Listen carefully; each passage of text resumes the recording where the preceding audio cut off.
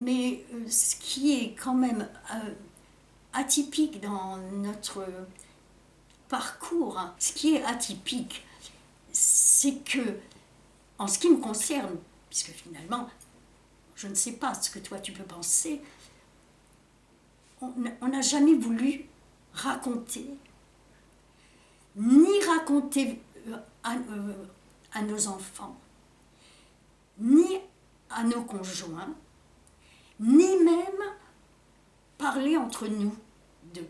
Mmh. Ce qui est très étonnant, c'est la honte. Quoi? Et pas non plus à vos parents. Et pas non plus à nos parents. C'était quelque chose qu'on avait envie de gommer. Ouais. Nous, on a voulu gommer. Ouais. On a voulu gommer par enfin, en ce qui me concerne, par un sentiment, étonnamment, je me suis toujours demandé, de honte. Oui. De honte d'avoir été stigmatisée. De honte parce qu'il semblait peser sur nous une espèce de culpabilité. Déjà que nous, on était atypiques parce que on a toujours un peu subi le fait qu'on était à deux, qu'on était autrement, et que les gens qui n'aiment pas qu'on soit autrement qu'eux, quand ils voient ce qui m'a... Mais j'ai toujours eu peur d'avoir l'impression d'être des orphelines, les malheurs de Sophie ou je ne sais quoi. On a toujours eu honte de raconter à qui que ce soit, même à nos meilleurs amis après la guerre, qui étaient des gens qui n'ont pas eu tellement un parcours, même des... On n'a jamais raconté rien.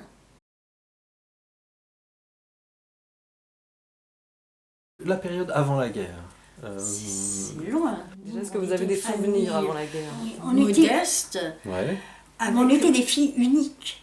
Avec on était des... Non, mais c'est intéressant. On était des filles uniques. Avec une mère qui était extrêmement vigilante et extrêmement méticuleuse et pointilleuse sur notre alimentation, sur notre habillement, et surtout elle était très. Elle était extrêmement présente parce que elle était présente. Elle travaillait pas. Elle travaillait pas. Je me rappelle, j'ai quelques souvenirs de Shabbat qu'elle faisait avec une nappe blanche, et notre père qui venait. Notre père, il n'était pas croyant, mais il avait des souvenirs d'enfance, etc. Je me rappelle des soirs de Pessah où il avait un costume bleu marine avec un petit fileté blanc et où il lisait. Et le samedi matin, il allait à la synagogue très souvent. Quand même. Ouais. Mais il n'était pas croyant. C'était déjà la synagogue rue Augustin-Gelier Non. C'était une petite. À l'époque, il y avait une scission. Ouais. Il y avait les Israélites, chapeautés, et les Juifs de Pologne, pas chapeautés. Mais en... Ça veut dire quoi, chapeauté? Avec un chapeau. Ah oui, d'accord. Les élégants Juifs alsaciens, et voilà. Mais ce que je veux dire... Ah oui, c'était rue du Cours Debout, non? C'était pas ça? Ouais. Mais ce que je veux dire, c'est que... C'est là que ton père a fait la bar mitzvah. C'est que notre famille, on était des gens modestes, et ce qui me reste, c'est que c'était des gens qui vivaient très ensemble, les uns avec les autres. Et les familles étaient très... C'est pour ça que c'était une très grande communauté de juifs qui se connaissaient tous, et qui étaient proches les uns des autres. Qui étaient, nous, tous les soirs, ou bien nos parents, ils allaient chez des amis, ou bien ils étaient gais, ils chantaient. Maman, elle chantait, elle avait une réputation de personne qui sait chanter, elle chantait avec Monsieur Mort. Tous les soirs, ils chantaient, ils étaient extrêmement gais. Et puis, ils aimaient bien, quand l'un, il faisait quelque chose de bon à manger, ramener à l'autre, ils disaient, goûte, tu dois goûter, c'est très bon. Ils étaient très... Tout ça, c'est un peu fraternel. Votre père, il travaillait dans les colonies, c'est ça? Exactement. Donc, il revenait tous les soirs. Donc voilà. Il partait le matin et il revenait le soir. Comme la majorité des Juifs de Lille à ce moment-là. Comme les Juifs de Lille à ce moment-là. Et il percevait l'argent tous les 15 jours. Oui, la quinzaine. La quinzaine. Et lui, il ne faisait pas de fiches, il avait tout dans la tête. Donc, quand il est parti, ça a été vraiment dur. Pour savoir qui devait quoi. Il y en a beaucoup qui ont fait de bonnes affaires. Voilà. Donc, Bon. En 40, il y avait eu ce qu'on appelait la déroute, la débâcle, enfin c'est le début de la guerre. On a dû évacuer, ce qu'on appelait évacuer, c'est-à-dire qu'on a quitté l'île en catastrophe. Oui, parce il y avait qu'il y des avait bandes de l'invasion gens. allemande. Il y avait des bandes de gens sur les routes. Notre père n'avait pas pu aller parce que les Juifs, ils avaient été enrôlés dans les militaires. Même mon beau-père, tout ça, notre père n'avait pas pu y aller. Vos parents n'étaient pas français. Non, ils n'étaient pas français. Ils ont été naturalisés après la guerre. Et donc notre père, il était resté et on a des amis qui ont prêté une voiture et avec cette voiture, on est parti vers le sud. Il y avait sur les routes des gens avec des charrettes, des vélos, l'exode. Et il y avait des bombes qui tombaient sur la route. Hein. On a vu des gens, et quand il y avait quelque chose, on allait dans le fossé. Après, on est revenu à l'île. Alors on est resté, je sais pas, une année peut-être absent, je ne sais pas combien, à Bordeaux. On était à Bordeaux, on vivait dans une pièce, un ancien magasin qui avait été plus ou moins arrangé en pièces de vie. Et puis quand Pétain, quand ça a été le moment où l'armistice, Pétain, on est revenu. Et jusqu'en 1942. En 1942, les hommes à Lille et en France ont commencé à être raflés. À ce moment-là, notre père est parti dans la Creuse où il était plus ou moins en résidence forcée et où il était garçon de ferme, puisque les fermiers étaient prisonniers de guerre, donc il était à côté de la souterraine dans la Creuse, et il était garçon de ferme. Et nous, on est restés à Lille avec notre mère parce qu'elle voulait continuer, elle vous a raconté certainement, à envoyer des colis à ses parents. Donc elle envoyait des colis à ses parents, vraiment jusqu'à la dernière minute, jusqu'à la rafle du Val d'Hiv, enfin cette période-là, où on a senti que là, ça devenait grave, il fallait qu'on parte. Mais moi, je me rappelle, je sais pas si toi tu te rappelles, le soir où notre père il est parti de Lille pour aller vers la zone libre, et où nous on est resté à Lille avec maman parce qu'elle a envoyé des colis. Pour continuer à envoyer des colis, ce qui était possible de Lille parce que c'était sous administration. Oui. Mais je me rappelle le soir où notre père est parti et où nous a dit au revoir. Tu te rappelles? Non. Moi, oui. C'était un soir de novembre ou de décembre, je me rappelle, il faisait froid, il est parti. Et on ne l'a revu après qu'au mois de juillet, non, après le 14 juillet, puisque on a traversé la zone libre après le 14 juillet. Après le 14 juillet, nous, 42 donc. Nous, on était à Paris au moment du Val d'Hiv. Oui, c'est ça. Le Val d'Hiv, c'était quoi, 16-17 juillet, non? Oui, 16 juillet. Et nous, on était à Paris le 14 juillet. Ouais. Alors nous, je reviens là-dessus, parce que c'est quand même aussi intéressant, c'est un peu atypique. On avait 6 ans à l'époque, on allait à l'école. On avait plus que 6 ans. 6 ans, non. En 42, non, on avait 6-7 ans, bon, ben bref. Et vous aviez 8 ans. Oui, 8 ans. Et on allait à l'école et un beau jour, maman nous a cousu sur notre manteau une étoile jaune. C'était obligatoire. C'était obligatoire. Il ne fallait pas mettre l'écharpe dessus parce qu'il fallait que ça soit visible de loin. Et maman, il fallait que ça soit cousu. Il fallait que ça soit cousu et c'était... donc on arborait ça. On allait à l'école avec ça. On allait à l'école avec ça. Et puis un beau jour, ça c'est un peu une anecdote, maman elle est venue nous chercher à l'école. Et puis elle nous a amenés dans un petit jardin public. Et il y a un monsieur dont à ce moment-là j'ai pensé qu'il était très vieux, mais il était sûrement pas si vieux que ça. Il s'est approché de nous. Il nous a dit vraiment, je vous félicite, vous êtes juif, vous devez être fiers d'être juif. Et vous devez porter fièrement cette étoile. Ça m'était resté, moi j'avais été très étonnée parce que je portais l'étoile sans vraiment savoir à quoi ça correspondait. Et quand on est reparti, et alors à ce moment-là, maman elle était en train de s'occuper, je m'en suis rendu compte rétrospectivement, elle s'occupait de faux papiers, et quand elle a eu ces faux papiers, on a pris le train, une veille de 14 juillet. Avec un autre couple. Avec un autre couple, et dans le train, maman elle a décousu les étoiles, elle les a jetées par la fenêtre du train, je me rappelle. Et je me rappelle, on est arrivé à Paris à ce moment-là, c'était une veille du 14 juillet. Et on attendait un passeur. Oui. On était à l'hôtel de la gare du Nord, là. Terminus Nord. Le terminus Nord, ah oui. On attendait un passeur qui est d'ailleurs Jamais venu. Qui n'est jamais venu. Mhm. Hein. Et on ne savait pas quoi faire. Alors les gens avec qui on était, ils avaient de la famille dans le Béarn, du côté de Pau. Alors on a pris un train avec ces gens-là. à ce moment-là, il y avait la zone libre encore. C'était encore... Et- ouais, c'est Et encore- on est parti jusque Dax, parce que à Dax, ces personnes qui étaient des amis, des grands amis, C'était qui? C'était les... monsieur et madame Mort, Oui. ils ont décidé de demander à leur famille dans le Béarn Dans la zone libre. Hein. d'envoyer un passeur. Mhm. Et là, à Dax, on a attendu, on était dans un hôtel, Truffé d'Allemands. truffé d'Allemands. Et on a attendu le passeur. Comment ils ont fait? Ils ont envoyé une enveloppe à leur famille avec leurs photos pour laisser entendre qu'ils attendaient que quelqu'un vienne. Et effectivement, un beau jour, en plein milieu de la salle à manger, un mec vêtu avec une veste en peau de mouton, plus ou moins pieds nus, s'est pointé, enfin il aurait pu être reconnu. Bon, il s'est présenté comme étant le bonhomme qui allait nous faire passer cette zone libre. En zone Mais libre, ouais.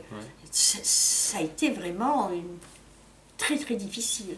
Alors quand on est passé À pied. et puis on est passé aussi par une sorte de barrière. Ah oui, alors ça c'était après.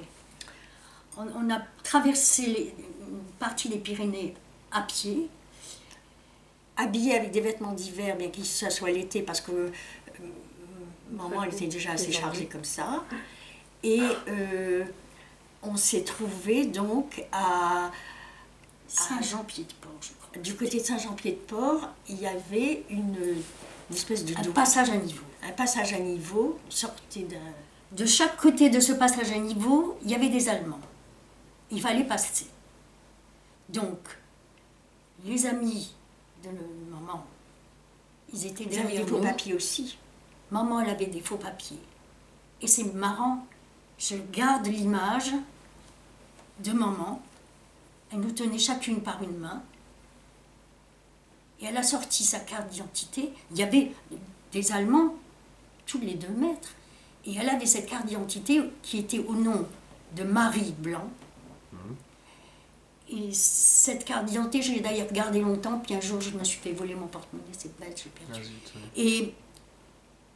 Et cette carte d'identité dans sa main, elle tremblait tellement que c'est étonnant que les Allemands... Cette carte d'identité, je me rappelle qu'elle était vraiment... Enfin, on est passé.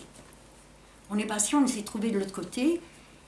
Et parmi nos amis qui sont passés un à un, le mari, il a été retenu. Il a été retenu, mais comme il était un grand maigre, un peu bronzé, Il passait pour être marocain. il avait des papiers comme étant marocain ou tunisien. Enfin bref, on est passé. Et puis, à ce moment-là, on est parti, on est resté 2-3 jours dans le Béarn, dans cette famille où les gens là, c'était bien, ils étaient cachés, c'était la campagne, c'était calme, il y avait des fruits, des guêpes, des vignes, enfin c'était magnifique. Et nous, on est parti rejoindre notre père à la souterraine et là-bas dans le village où il était garçon de ferme. Et il avait loué pour nous une seule pièce au-dessus d'une espèce de ferme dans le village, qui était quelque chose de très très simple aussi. Parce qu'il y avait des souris. Il y avait des souris, des rats, enfin bref, maman, elle était affolée. Ouais. Et lui, il travaillait dans la journée, nous, on était là. Donc lui aussi, il avait des faux papiers. Et on aussi, des faux papiers, Lui, monsieur il Rémy. s'appelait Rémi Parfait, notre père. Rémi Parfait.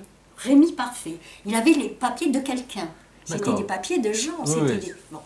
Et Il Jean s'appelait qui est Rémi Parfait et décédé. maman Marie Blanc. Ils étaient comme des gens pas mariés, Comme mais un couple... un couple. Village. Voilà.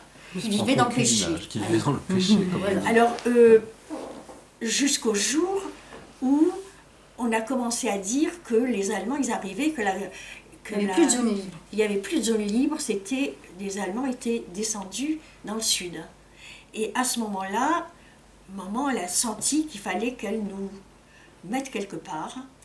Et tous ces gens qui étaient à Lille, les Juifs qui avaient vécu ensemble à Lille, ils étaient, je ne sais pas par quel moyen, puisqu'il n'y avait pas tellement de téléphone, plus ou moins en rapport, et ils ont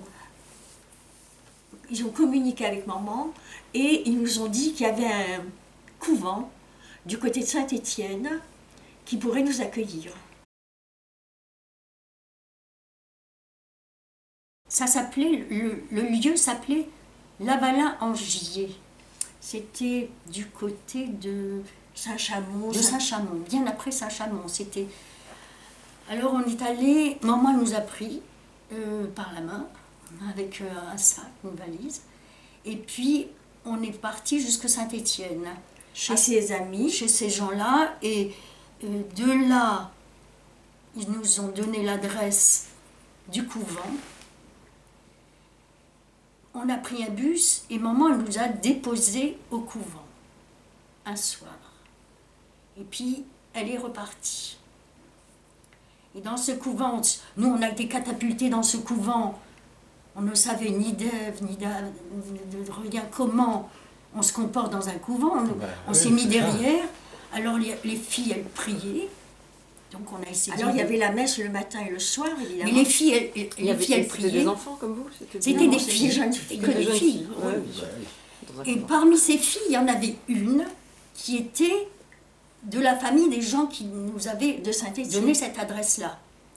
Et dès le premier soir, on s'est rendu compte, parce que nous, on s'est assis, on nous a mis une assiette devant nous, qu'il n'y avait pas grand-chose à manger, parce que dès que notre assiette, elle a été tout de suite évacuée, tout de suite les filles, elles se sont jetées sur nos assiettes. Bon. Et nous, on était là un peu. Après ça, il a fallu faire la prière. On a essayé d'imiter. Mais au bout de 3 jours, on connaissait les prières. Hein, et il y avait, c'était très intéressant. Je ne sais pas si c'était en latin. Non. 3 fois par jour, c'était 3 fois par jour, on allait à la messe. Bon, nous, on suivait. Et c'est intéressant parce que ces passages à l'église, c'était long. C'était un peu fastidieux quand même. Mais il y avait un plaisir un peu, je dirais, presque sensuel, dans la mesure où, comme tu t'ennuyais, tu regardais les vitraux. Après ça, pour l'odeur, il y avait une espèce d'odeur d'encens, d'eau bénite, d'humidité, voilà. C'est une expérience très sensorielle. Hein, très sensorielle. Ensuite, on te mettait dans les mains un livre de prière avec des images, un chapelet avec des perles, tu sais, je trouvais que c'était pas tellement, disons, désagréable, en dehors du couvent où il y avait c'était pas vraiment marrant. D'autant plus que c'était une année scolaire, et que les bonnes sœurs, qui étaient des jeunes femmes, qui devaient nous faire l'école, tiens-toi bien, elles passaient leur temps, et les filles passaient leur temps à s'épouiller. Il y avait une épidémie, il y avait des poux. Donc, au lieu de faire classe, les filles, elles s'épouillaient mutuellement, on passait le temps à s'épouiller. On était couverts de poux. Étonnant. Et puis, on est resté là quelques mois, jusqu'au mois de... On est resté là très exactement de septembre à mai 43. À ce moment-là, nos parents, ils ont trouvé une résidence surveillée par les Italiens à Megève. Il y avait des Juifs, beaucoup de Juifs, qui étaient protégés par les Italiens. Ils avaient confisqué des hôtels et les Juifs étaient tranquilles tous les jours. Ils devaient se pointer tous les jours à dire leur numéro en italien. Alors à ce moment-là, évidemment, nos parents sont venus nous chercher. Donc on est parti, on a rejoint nos parents à Megève. Et là, il y avait beaucoup, beaucoup de juifs qui habitaient dans des hôtels, qui étaient réservés. Là, il y avait une grande, grande pénurie de nourriture. Notre père était devenu très, je ne veux pas dire cachectique, mais enfin, il avait perdu beaucoup de poids et il n'y avait pas de tabac non plus pour fumer. Il y avait une grande pénurie de Est-ce qu'il nourriture. fumait, votre père? Oui. Ouais. Et on est resté jusqu'en septembre, du 1er mai à septembre, qui a été le moment de la capitulation des Italiens. L'Italie a capitulé, donc les Italiens, ils nous ont lâchés. Ils ont reçu l'ordre de nous descendre sur Nice. Donc, ils ont frété des camions De légumes.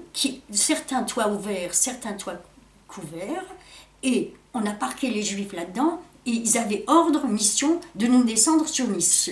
Une nuit. En une nuit. Donc, on nous a Oui, parce que fourgués. Megève, c'était administré par l'Italie, donc. c'est Bien ça, sûr, hein. par Ouais. les Italiens. Par Les Italiens, ils nous couvraient, ils nous protégeaient. ouais, Mais ouais. quand les Italiens, le 9 septembre 1943, ils ont capitulé, nous, on nous a évacués, et c'est les Allemands qui ont pris. Bon. Alors, cette descente de Megève jusqu'à Nice, c'est une descente qui a duré une nuit. Et il y avait donc un cortège de camions. Nous, on était dans un truc que je me rappelle, le Sambach, et bon, je me rappelle, on était en plein air. Et nous, on est arrivés à Nice, mais on a appris par la suite qu'un camion sur deux était dirigé vers la Wehrmacht, vers des camps de SS. Un sur deux. Nous, on n'y était pas. La preuve, Oui, c'est la qu'on preuve, est c'est que ici. vous êtes là, ouais.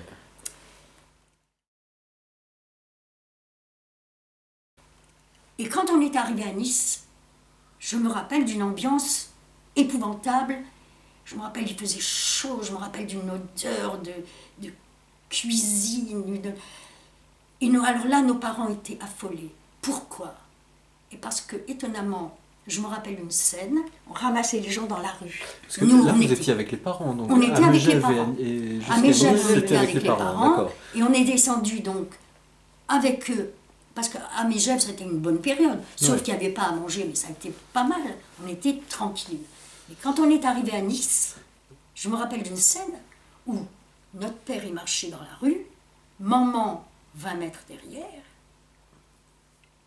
et nous, je ne sais pas si on était seuls ou avec maman, je ne me rappelle plus, et où j'ai vu un camion de SS s'arrêter, se jeter sur quelques hommes, les emmener dans un Porsche et leur baisser le pantalon. Ouais.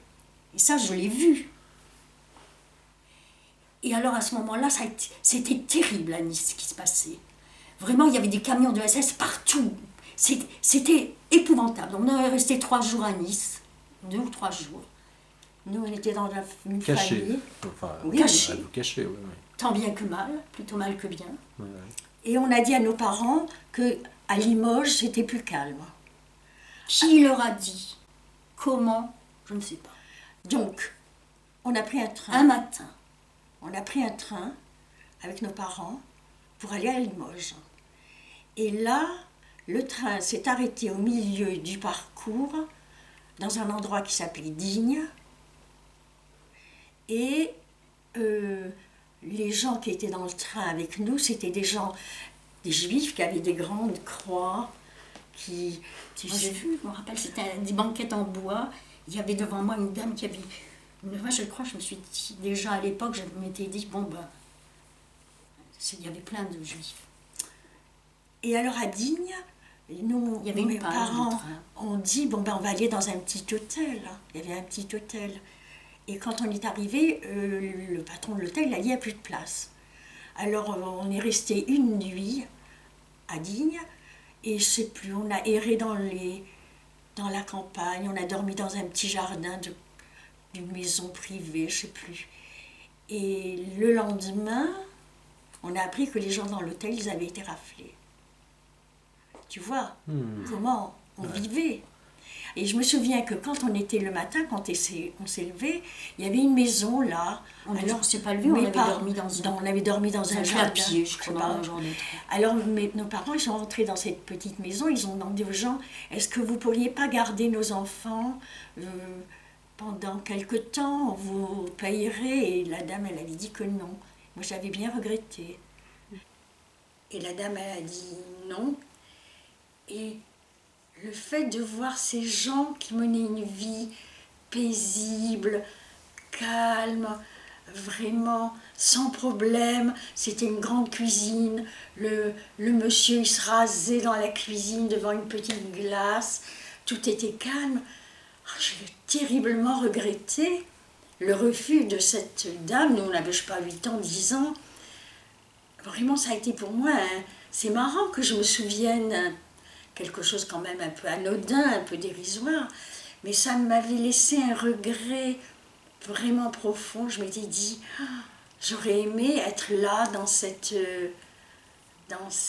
paix, dans ce monde sans problème et pacifique. C'était... Bref, on est reparti et on est arrivé à Limoges.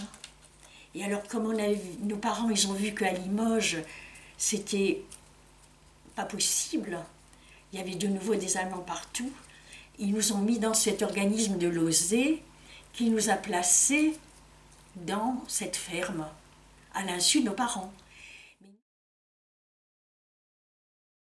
On a été carrément catapultés dans un climat de gens tout à fait nous on connaissait pas du tout. On nous a sortis d'un bus et plantés au milieu d'une prairie avec des vaches. On n'avait jamais vu de vaches, etc. Donc on avait un bâton et les pieds dans l'eau. Et le paysan nous a flanqués là dès la sortie du bus. Et quand il est revenu à midi, les vaches s'étaient échappées. On s'est pris une torgnole l'une et l'autre, et il nous a dit que nos parents disparaîtraient et qu'il nous placerait comme bonnes dans une ferme. On avait 9 ans. On avait 9 ans, et maman nous avait cousu dans le manteau, je me rappelle, dans l'ourlet du manteau, j'avais 9 ans, mais je me rappelle quand même, l'adresse de notre oncle d'Amérique, du frère de notre père, qui était en Amérique. Le fameux Weiss, donc. Le fameux Weiss, elle nous avait mis dans l'ourlet du manteau. Et ça m'était... Je m'accrochais à cette adresse. Alors nous, on était absolument effarés. Alors après, on a été conduits dans cette ferme qui était quelque chose de tout à fait primaire, sans eau, sans électricité, au fin fond d'une campagne boueuse. J'ai l'air de raconter les malheurs de Sophie, ou plutôt Les Misérables, ou David Copperfield, mais franchement, on était vraiment... Mais on s'est adapté assez rapidement. Quand on nous a catapultés au milieu d'un champ et qu'on nous a dit, avec un bâton et un chien, qu'il fallait... on n'avait jamais vu une vache de notre vie, on avait des petits manteaux de ville, et puis qu'au bout de 2 minutes, les vaches, elles avaient disparu dans un... On enfonçait dans l'eau, dans cette prairie, c'était humide, c'était horrible. Puis on est resté plein quand il est arrivé, qu'il nous a pris chacune par une oreille, qu'il a dit, vous imaginez qu'on va vous donner à manger si vous ne travaillez pas.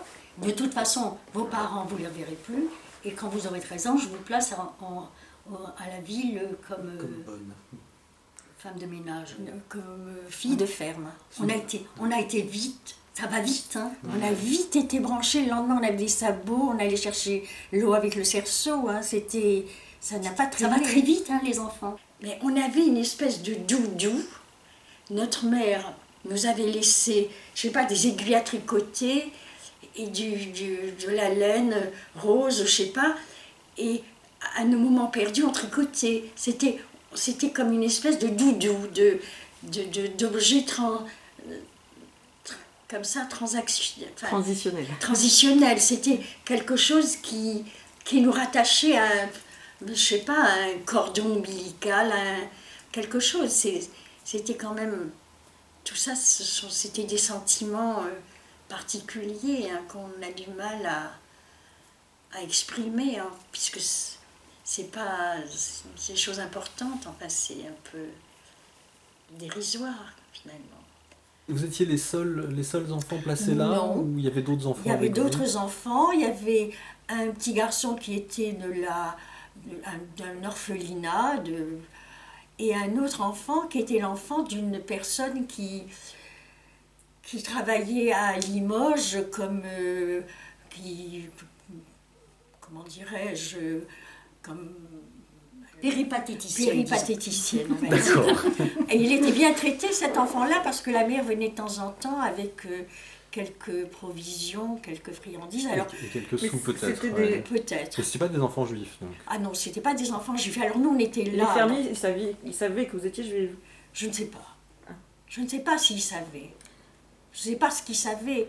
C'était des gens extrêmement frustes, c'est le moins qu'on puisse dire. Ouais. Et à partir de ce moment-là, alors la dame, elle était bien gentille, mais le monsieur, le bonhomme, le fermier, il était alcoolique et violent à la fois. Et violent. Le paysan, c'était un bonhomme, un grand moustachu qui avait la main leste, un alcoolique bien sûr, et il chiquait. Je sais pas, il chiquait du tabac. Moi, j'avais jamais vu. Et puis il crachait, forcément. Un mec qui chique, il crache. Donc, et le soir, quand il était pas trop bourré, il racontait sa campagne de Syrie. Il avait fait la campagne de Syrie. Et il racontait ça en crachant sa chique visant le feu de cheminée. Il racontait sa campagne de Syrie, en Syrie. Et nous, on allait lui chercher dans la cave des bouteilles, je ne sais pas si c'était du cidre ou du vin, je ne sais pas quoi. Non, c'était du pinard. Nous, on allait, quand il voulait, on allait lui chercher des bouteilles dans la cave. Mais la paysanne n'était pas méchante, elle était débordée. Et nous, on s'occupait de garder les 6 vaches et de donner à manger aux cochons. Et d'aller chercher l'eau. Alors, il n'y avait pas d'eau, et il y avait en un puits, bas, non, il n'y avait pas de puits, mais en bas du chemin, il y avait une sorte de puits public, et nous, on allait avec un cerceau et 2 seaux, et on allait chercher l'eau, bien entendu. Mais il y avait un moment formidable, c'est que l'après-midi, on allait garder les vaches, et la fermière, elle nous donnait des tartines emmenées avec du fromage blanc. Et ça, c'était vraiment le moment où on se mettait de côté, etc. Et les premiers jours, on arrivait un petit peu, il y avait un chien, on arrivait un petit peu à surveiller les vaches, mais quand le soleil commençait à descendre, on sortait les tartines. Et les premiers jours, on s'est rendu compte que les tartines, tu te rappelles ? Il y avait une chèvre qui nous mangeait les tartines. Bouffait les tartines. Et elle bouffait nos pulls aussi. Et là, ça a été, je me rappelle, ça a été vraiment le désespoir. Le jour où on s'est rendu compte de ça, et le lendemain, on avait décidé de planquer les tartines dans un arbre. C'est ça. Alors, tu grimpais dans l'arbre et on essayait de les mettre assez haut et finalement on avait réussi pendant quelques jours à les garder jusqu'au jour où la chèvre elle a sauté mais c'est des trucs un petit peu enfin bon, mais je me rappelle comment on pouvait se régaler avec un truc comme ça. Et là on allait à l'école, je sais pas, 1 ou 2 fois par semaine, c'était une classe unique et c'était un maître d'école, et le maître d'école c'était un type déjà assez évolué, je pense qu'il se doutait de quelque chose. On avait le droit d'aller à l'école 2 jours par semaine, parce que le reste du temps, il fallait aider. Mais le maître, il battait les élèves, il leur arrachait les oreilles. C'était vraiment... Puis c'était les enfants qui allumaient le poêle, Et alors les enfants, la tâche essentielle des enfants, c'était de ramasser des châtaignes pour le maître et de faire des choses pour le maître. C'était de lui ramener aussi des produits de la ferme. Enfin, c'était spécial. Hein. C'était des écoles particulières, des classes uniques en pleine campagne, dans des régions complètement illettrées en vérité. Hein. Vous vous rappelez de comment vous aviez été accueillis par les autres enfants? Et les autres enfants, ils devaient être là depuis toujours dans cette école, enfin dans ce village Dans ce village, les enfants, c'était des enfants, oui, parce que je me souviens d'enfants extrêmement grossiers, enfin qu'il y avait des réflexions, nous au début on ne comprenait rien, mais des réflexions vraiment désagréables. Et vous étiez considérés comment? Je ne sais pas exactement comment on était considérés, mais nous, on tombait de la lune, carrément. On était complètement On n'avait jamais été tabassés par le maître du fait qu'on savait lire. Oui, le maître nous avait à la bonne. On est resté là un temps, enfin, quelques mois, sans jamais se laver. On est resté de septembre à mai. De septembre jusqu'au mois de mai. Oui, jusqu'au 1er mai. On est parti. De quelle année? 43.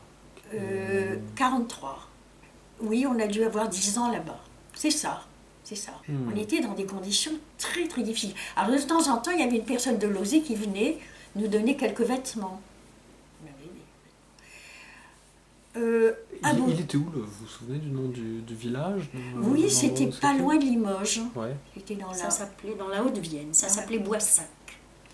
Et un beau jour, notre mère, elle a débarqué. Elle a réussi à savoir où on se trouvait, puisqu'en principe, les parents ne devaient pas savoir. Elle a réussi à trouver où on était. Elle a débarqué et elle a été absolument consternée, effarée de voir un petit peu dans quelles conditions on était. Eux, nos parents, ils habitaient à Limoges, dans une petite chambrette derrière le cimetière. Ils avaient juste la place pour un lit et une malle qui leur servait de table. Ils avaient 2 faux noms. Ils avaient des faux noms. Quand ils sortaient dans Limoges, ils ne marchaient pas sur le même trottoir puisqu'il y avait des rafles. Et alors comment ils occupaient le temps? De temps en temps, ils suivaient des enterrements de gens qu'ils ne connaissaient pas. Ils passaient le temps comme ils pouvaient. Ils allaient dans le trolleybus, ils faisaient l'aller-retour. Et quand ils croisaient un juif, en passant, ils disaient les Russes, Stalingrad, machin truc. Enfin, ils échangeaient des nouvelles, mais très fortuitement, très rapidement. Alors nous, quand maman est arrivée, elle a été effarée. Et il y avait un feu, il y avait une cheminée dans la maison où on était, avec une crémaillère et une espèce de chaudron avec la soupe, l'eau. C'était la soupe, c'était de l'eau. On mettait cette eau sur le pain le soir. Et à ce moment-là, c'était mon rôle de décrocher cette crémaillère avec cette marmite, ce chaudron rempli d'eau. Et à ce moment-là, mais moi je n'ai compris que très longtemps après, maman elle a dit « laisse, je vais le faire ». Et elle l'a fait. Et je n'ai pas jamais su que le lendemain matin, elle est partie pour prendre le bus, en n'ayant jamais dit à ces gens qu'elle était notre mère, bien sûr. Et longtemps après, j'ai appris qu'elle s'était renversée. Elle s'était brûlée? Elle s'était brûlée, elle avait des bas qui sont rentrés. Elle a été brûlée au 2e degré, elle s'est traînée jusqu'au bus. Et en arrivant à Limoges, elle a été couchée pendant 6 mois. Mais elle ne nous a rien dit. Et elle est partie. Alors là, nous, on est restés là, mais nos parents, ils se sont affolés et ils ont senti qu'il fallait qu'ils nous sortent de cette horreur. Parce que ce fermier qui était alcoolique, maman, elle avait vu qu'il nous battait. Nous, on était un peu déjà habitués. C'est très curieux. C'était assez éprouvant. D'autant plus que quand on a été catapulté là-dedans, on était complètement...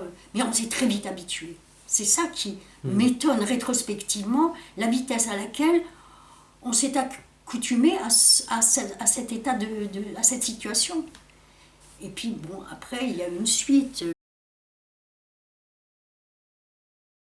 Et la suite, c'est que nos parents nous ont sortis de là, ils nous ont mis dans une autre ferme qui leur avait été conseillée par des amis juifs de Lille qui habitaient dans un village, dans un bourg. Et là, c'était chez des fermiers qui habitaient à 4-5 km de ce bourg et où c'était une situation complètement différente. C'était une grosse ferme avec 3 générations là-dedans. C'était des gens extrêmement radins, extrêmement avares, extrêmement... mais bon, on avait quand même une situation on gardait les vaches aussi, on faisait 5 km à pied pour aller à l'école de temps en temps, mais c'était quand même tout à fait autre. On n'était pas battus, c'était déjà beaucoup plus moderne et beaucoup moins difficile à vivre. C'était... voilà. Et donc là, ça c'était...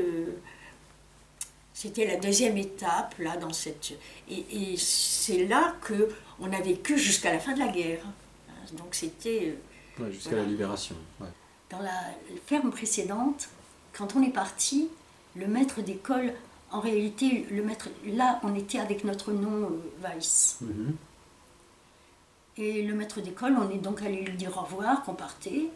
Et il nous a fait un livre de la comtesse de Ségur.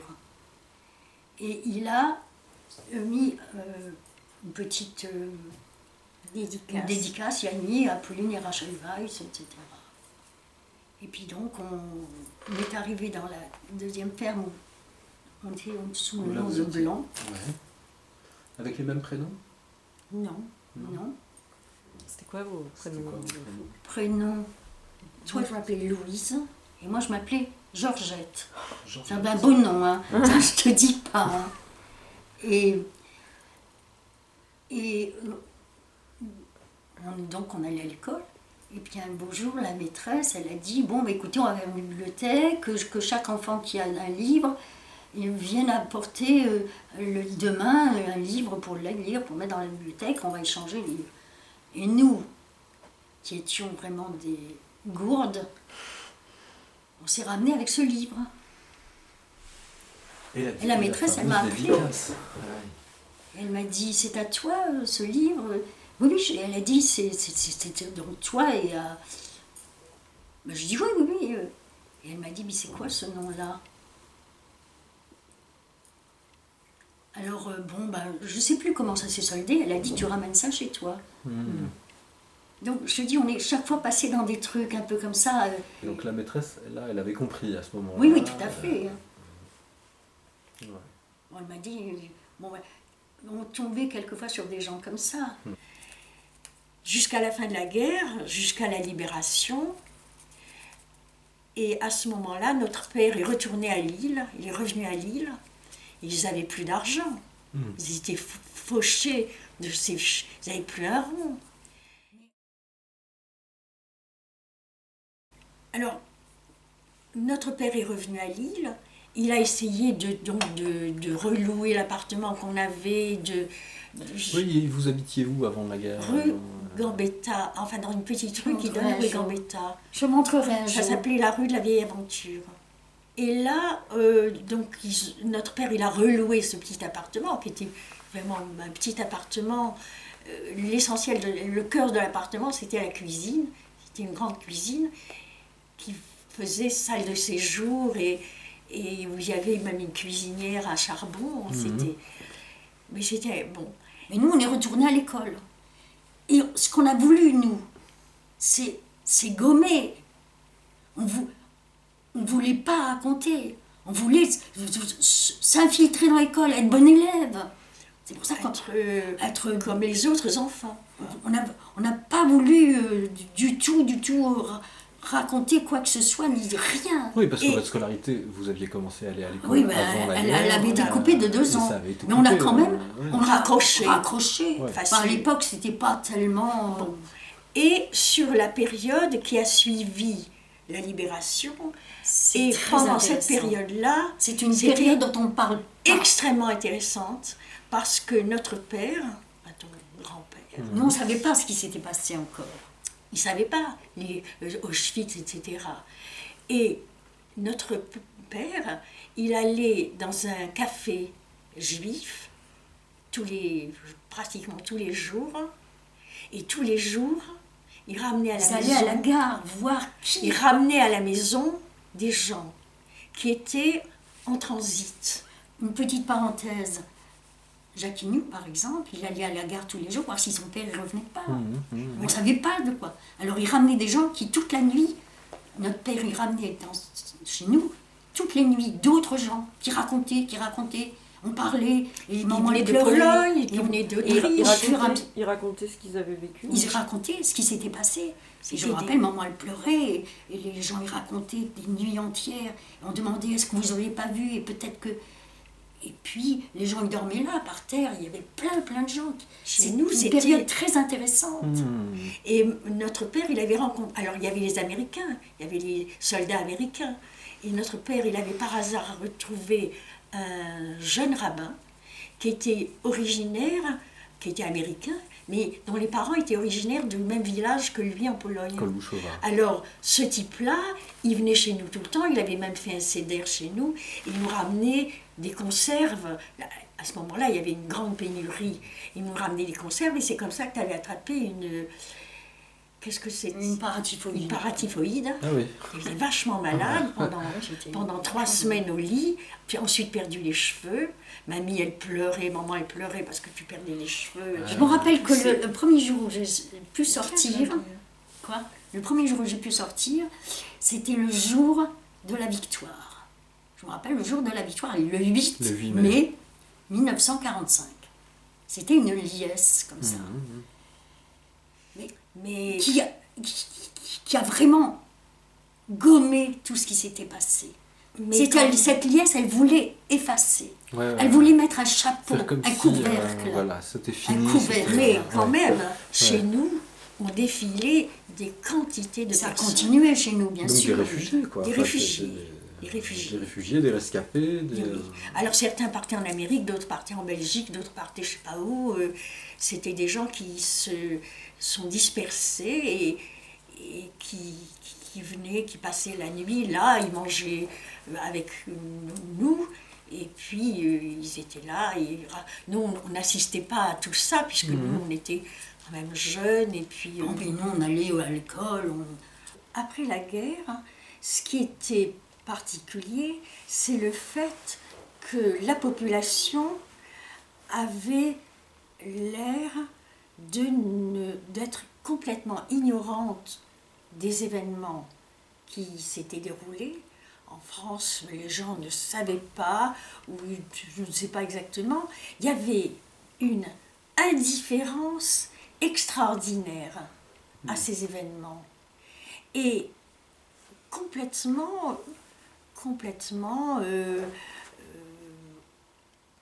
étonné, même pas, on racontait pas parce que c'est seulement bien des années plus tard que les Français ont su un petit peu ce qui s'était passé. Donc la population était indifférente, ignorante, et nous on avait vraisemblablement le sentiment d'avoir vécu dans une période, c'était exact, anormal. C'était anormal. Et les gens qui étaient normaux, c'était qui? C'était les résistants, c'était... Mais il y avait quelque chose de complètement anormal dans cette situation. C'était quoi? C'est d'être poursuivi et d'être traqué et de fuir et de porter une étoile jaune. Et tout ça, c'était complètement... Et quand on est sorti de la guerre, eh bien, la population était complètement complètement à côté. Ils avaient vécu leur vie normale avec une petite restriction alimentaire, des cartes d'alimentation, mais Avec quelques enfin, tracasseries, oui, c'est ça. quelques petites tracasseries, mais enfin sans plus. Et personne ne vous questionnait jamais sur... Jamais. Ni les copains de Jamais. votre génération Jamais. Et toi, t'étais où et toi, Jamais. qu'est-ce que... Jamais. machin, Jamais. personne. Je peux dire jamais. Ni les enseignants à l'école, ni les... Non. Est-ce que vous avez des questions à poser? Le moment où on vous a mis une étoile sur votre manteau, par exemple. Oui. Est-ce qu'à ce moment-là, Vous étiez comment vous avez conscient? senti, non pas conscient de ce qui allait arriver évidemment, Non, mais oui. comment vous avez senti ce truc d'avoir un truc différent des autres, parce que vous étiez juif, parce qu'il y avait un problème avec ça? Qu'est-ce que Ça, ça oui, on a faisait commencé à sentir que c'était glauque. Oui, tout à fait. Vous l'avez senti Absolument. en tant qu'enfant, Ah vous oui, aviez oui, ce... oui. Avec une Le étoile. fait qu'on était jeune et donc un peu, comment dirais-je, assez éponge, on a tout ingéré d'une manière... on a tout ingéré. Naturel, un peu. Pas d'une manière naturelle, on a senti. On a Par bien exemple, quand on était à Nice, ou quand il y avait une ambiance d'angoisse, tout ça, ça nous passait, on en était J'ai marqué. mais Vous- c'est un peu comme une fatalité. Est-ce que vous aviez peur, vous? Oui, Oui, oui. oui, on a ressenti la peur Absolument. dès l'âge, dès qu'on a passé la ligne de démarcation. Et même avant. Et même avant. Ah oui. Mais tu demandais le début de la guerre. Oui, Alors, en 40, Ouais, oui, comment on, Bah, on en vivait 40. le déclenchement des hostilités quand vous étiez à Lille? Quelles nouvelles vous aviez de la famille de Pologne? bah ça, en 42, quand notre père est parti et que maman l'envoyait des colis, Ouais. et qu'elle pleurait tout le temps, qu'elle recevait Ça, des oui. lettres, qu'elle pleurait tout le temps, et que sa mère, elle lui écrivait que les frères, ils étaient battus, qu'ils travaillaient sur les routes, qu'ils n'avaient pas de quoi manger, qu'ils étaient dans des conditions effroyables et qu'on allait les envoyer Dieu sait où, mais que maman, elle pleurait sans arrêt, c'est évident que nous, on a Et bien... qu'elle envoyait à son père une chaussure à la fois. Ben, on a bien senti que c'était dramatique, qu'il y avait quelque chose Ouais. de tout à fait anormal et épouvantable. Hein. Ça, on l'a senti rapidement. Hein.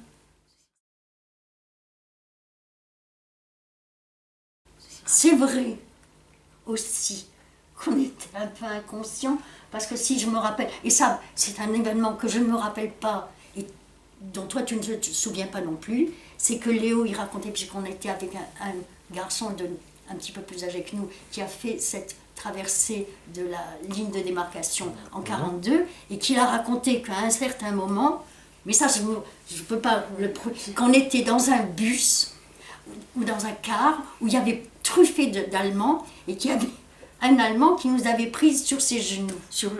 Ouais, ça, je n'ai aucun souvenir, je n'y crois pas, je pense que c'est sorti de son imagination C'est lui qui a fertile, reconstruit ça. parce que sinon, ça m'aurait foutu la nausée. Non, on n'était pas fut peut-être, mais on n'était pas amnésique et non. Ça, Il dit que nos parents, enfin maman elle était dans le bus avec ses parents, qu'ils avaient peur qu'on se mette à parler en yiddish.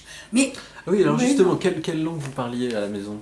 Nous, on parlait français, mais nos parents Quand entre vous eux, étiez petite, ils parlaient entre eux, et le yiddish et le français, et nous, Ils parlaient français entre eux, vos Ah parents? oui, Ouais. oui, un peu, enfin, parler yiddish et français, oui, tout à fait. Mais quand on jouait avec notre copain là en question, on parlait le yiddish, nous on parlait yiddish. D'accord. Ouais. Je peux me rappeler par exemple que dans les années, en juin 44, je crois que c'était en juin 44, on était dans un village et on a vu, maintenant rétrospectivement, ça me semble extraordinaire, on a vu passer le convoi des Allemands à moto qui revenaient de Oradour-sur-Glane. On a eu peur. Pourquoi on a eu peur? Pourquoi on s'est jeté dans un fossé? Pourquoi ça nous a semblé extraordinaire, ces monstres casqués et ces motos qui semblaient véritablement des monstres? On a eu peur, mais pas tellement. Et rétrospectivement, on se rend compte qu'on a vécu, c'était à quelques kilomètres de là où on se trouvait, que ça aurait pu être le village où on se trouvait. Donc c'est là, ça conforte ce sentiment d'être des miraculés. Rétrospectivement, tout ce qui nous revient nous fait vraiment nous fait prendre conscience qu'on est des miraculés, que tout ce qui s'est passé, ça s'est passé à côté, par hasard, et c'était vraiment tout à fait fortuit. Si on s'en est tiré, c'est fortuitement, parce que c'était juste à côté, c'était juste la veille, c'était juste le lendemain, voilà. Quand on ne peut pas passer par-dessus, il faut passer par en dessous.